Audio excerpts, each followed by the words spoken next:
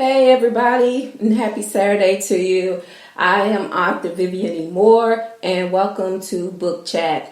I'm so excited. I just wanted to share with you. I've been talking about this for at least a couple of months about cleaning out my office of nicks and gnats and this and that, and so I can be able to have my workspace back. And guess what?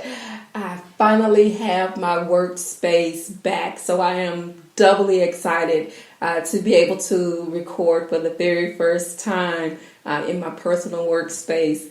And so I just want to say that my grandson helped me clean out the room and get all the unnecessary things that were in here out, to put up my new desk and move in all of my things that I have kept boxed up for, gosh, I don't know how long, but finally I am in my office again, and I have my posters of my books and things that I want to be able to put on the walls, and I have my personal book collection that I've written myself. Those are displayed on my desk, as well as a few other books that I have that are paperbacks and hardcover books that I've accumulated over the years, and gifts that people have given to me. But I'm just super excited about being able to record for the first time in my office. And I hope that the sound is a bit better. The acoustics in this room is almost near perfect. So I hope the tone goes over well today.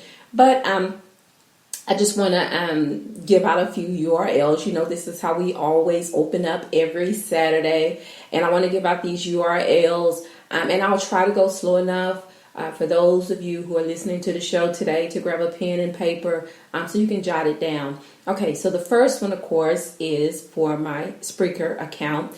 And that is https://www.spreaker.com/user/author Vivian E. Moore. And if you want to look me up on Facebook or check out one of my Facebook pages, I have several. I'll give you this one. It is https facebook.com/Vivian E. Moore. And of course, if you want to check out my Twitter account, that is God's Property 46, and my lovely Instagram page, which is https://instagram.com/God's Property 51. And also, I do have a website, and it has a lot of information on there about me as an author, and some links to my books if you want to check that out. That is https://vivianmoore.wixsite. That's wixsite.com/author Vivian Moore. And please do check out my blog. That is vivianemore.blogsite.com. And if you want to shoot me an email, feel free to do that. That is authorvivianemore@gmail.com. Okay, so without further delay, we're going to get right to today's show. The title of today's show is Right. And the topic is choosing a genre that works for you.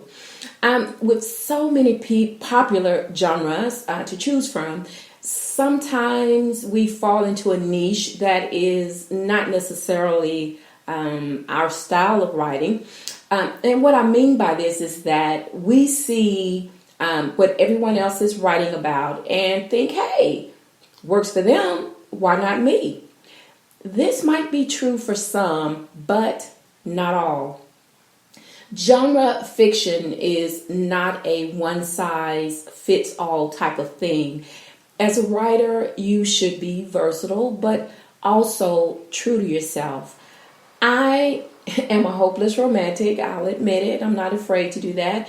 It's what I know best. And so I tend to stay in my lane. Now, I'm not saying that just because I love romance, it doesn't mean that I can't make it work in any other style of writing, such as sci-fi, paranormal, fantasy, or any other, because I've read many books written under these headings and love them.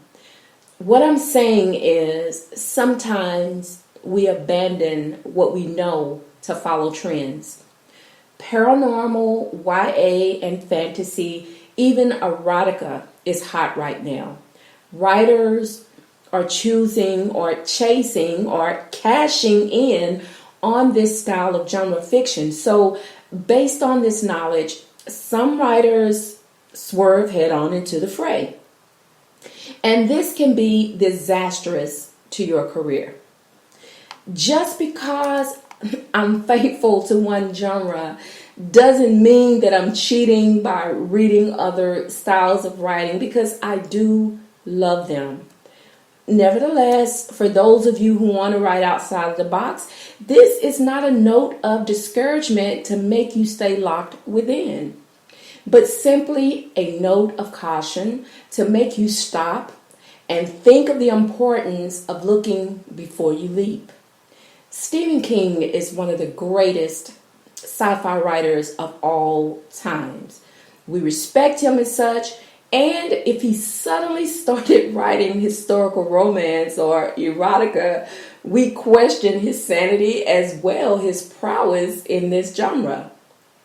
Not to say he couldn't, but it would be totally out of character and unexpected. I'm simply stating that we should write what is right for us. I love history, social, political, etc. Whereas this was one of my favorite subjects as a student, but I am not skilled enough in this field of study if I decided to write a book. Embellishment and improvisation is something we do well as writers. It is a trademark feature. It's what we do best, making up stuff as we go along. We're able to write about any given subject. The ability to make readers believe we know our stuff. So why not use this when it comes to genre fiction? You could, and some writers do, but being cross-trained in the field of writing is a unique talent and gift. Yet, it doesn't mean you necessarily should. All I'm saying is be true to yourself first. Write about what you love instead of what boosts book sales. We all want to be successful, something that everyone who has career goals desires. But what I will base it upon is true passion or popularity. Lately, I'm fascinated with paranormal authors, and I can't get enough of it. Honestly, I've thought about crossing over to this specific genre, and it's why I decided to blog about it instead. I have no doubt that I am capable, but unwilling to make this leap without fully understanding where this road will take me. Writing stories is fantasy, totally make-believe, unless, of course, it's nonfiction. I try to stay true to myself and what drives my creativity as a writer. Although I never limit myself on exploration when it comes to reading other genres. But I think long and hard before I dive headfirst into the pool of writing. Staying true to yourself should be a main objective. Yes, you are a writer, therefore licensed to go wherever your imagination takes you. But if your heart is not in it, don't do it. Exercise caution before you consider genre hopping and embark on the road of style writing. Writing right might be considered bad grammar, but it is a valid statement when it comes to your passion. All right, folks, so that was the show for today, and I hope that you enjoyed that little play on words at the beginning. Right, WRITE versus RIGHT. It's important as a writer to to not only be successful in your art and be creative in your art, but there is a level of importance to staying true to your art. And what I mean by that is that, like I gave the example of, I'm a romance author, therefore I write about what I know, which is romance. And, I've read a lot of science fiction books and paranormal books that are, romance is like the subgenre, but basically it is what it is. It's paranormal fiction. But somehow they managed to make that work, to tie those two things together. And these are people who their first passion is writing under that sci-fi or that paranormal genre. And so they're good at it. They're very good at it. And so, and they may be true romantics at heart, which is why they can cross over and bring those two things together and make it work for them. And, I've read a ton of books lately that are along that lines. Like I said, I'm a true romantic, so I try to stay true to the art. Even when I'm reading some other authors' books, it still interests me to stay within my specific genre, which is romance. And, but, I read other things too. But that's where my heart is. That's where my interest lies, is staying within those guidelines of what I like to read. And I doubt that I'll ever stray far away from that. But, although I did write about, choosing a genre that works for you, I think as a writer that we do possess the ability to write outside of the lines, to go outside of our comfort zones and write about something else. And maybe one day I may do that if I ever feel comfortable enough to do it. But for now, I'm going to stay within the romance because that works for me. And, and that's where my heart is. And I have to stay faithful to what I believe in. So, but I hope that you got something out of the show today. I hope that it was helpful for you in some small or some great way. That is my hope. And it is why I do this show each and every Saturday at 6, because I want to make you think. I want to give you tips. I want to help out in any way that I can. And so you should really see me early on Saturday mornings because, I know I have all week to plan. And most of the time I do try to plan for the show in advance. But, I'm one of those people who, if I am like just right there, under the wire, that is when I do my best work. Because it forces me to think and to think hard. And so when I come up with these topics for these shows, is usually because, I'm up on Saturday morning and preparing myself mentally, physically, emotionally, spiritually, to write, to prepare for the show, because I want to always give my best and, and be helpful and to be true and to be honest in what I put out there. So, it's just important to me as a writer to always, most of all, write, because that's just what I do. But and I love it, and I love doing this show, and I hope that that you will continue to listen, that you will continue to support me in this effort. I think maybe about a month ago I told you that I was close to 600 listens, and now I am well past that. I think I'm like at 612 or 614, which is good. And I haven't even reached the year mark yet of doing this show. So that's a wonderful thing, and I am so grateful that you've taken the time to listen to the show, whether it's live or you listen to it after it's been uploaded. And it is uploaded right after I finished the live show. It is uploaded to all of the social media sites where you can listen to it again if you want to. And also, in addition to that, the script is uploaded to my blog, where those of you who don't listen to the show, if you rather read about it, then that's where you can go to my blog and access it and read it for yourself. But and I try not to keep you no longer than 15 to 20 minutes, because I know that usually Saturdays is the day that everybody has something to do other than sit down and listen to a web-based radio show.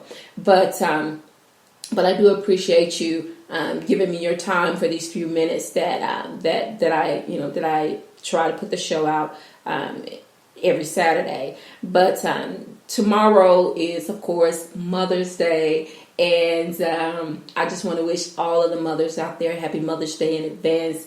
I hope that you have one of the best Mother's Days that you can have, because you are special and you are appreciated. My daughter came by earlier and she brought me roses. She gave me the most beautiful card. And, because they know I am about things like that. Words, I love words. And I especially love words that touch my heart. It proves how of a romantic I really am. And so, and I keep every last one of them, every card that they've ever given me over the years, I have them. And so, I just can't help it. I'm sentimental. And, things like that, they touch my heart in a special way. But tomorrow is also worship day. And if you don't have a church home, go visit with someone. Take a loved one with you. Take a friend with you tomorrow to church. It's important that you have that relationship.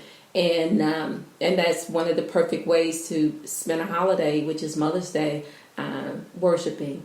So on that note, I hope that that everyone continues to have a lovely weekend. I stepped outside for just a few minutes today and couldn't believe how wonderful it feels out there. I haven't been outside. I've been off work since Thursday, and today was probably the first day that I spent more than 2 minutes outside. What can I say? When I'm at home, I'm at home. But, I took off work for a reason, and that was to get my office in order, and I accomplished that. So I feel good about that. I feel as though the time that I spent away from my work outside of the home was well worth it, because I did get that task accomplished, and so I feel good about that. But anyway, tell somebody that you love them, because tomorrow is not promised. Today may be the only day that you get to tell them that. I love you. I hope you love me back. God bless you, and goodbye.